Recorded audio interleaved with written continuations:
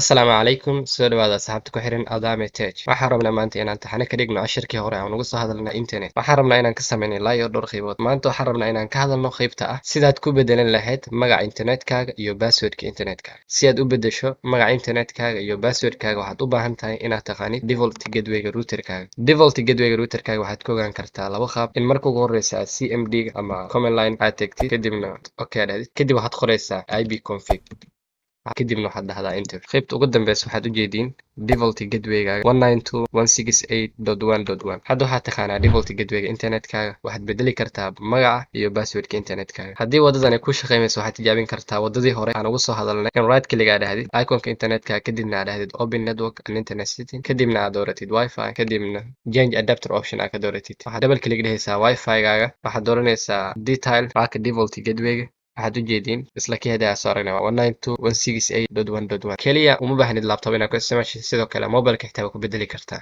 chromeka booqanaysa ama browser kale aad isticmaashid kadib waxaad qortaa 192.168.1.1 kadib internet wuxuu ku soo saari doonaa login form meesha userka waxaad gelisaa admin meesha dambena waxaad gelisaa hawaii capital dm kadibna waxaad dhahdaa login.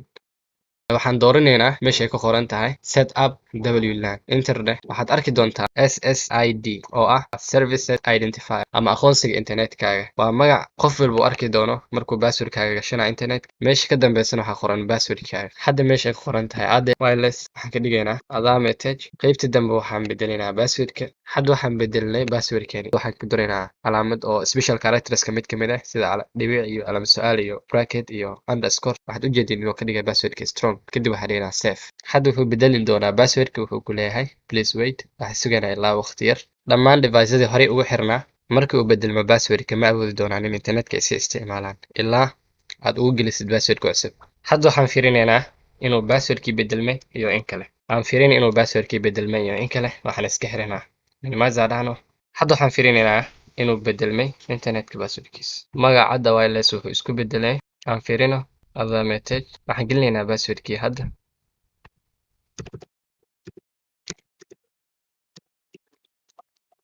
next. hadda sidan waxaa ku bedelmay internetkaaga magaciisa iyo passwordkiisii.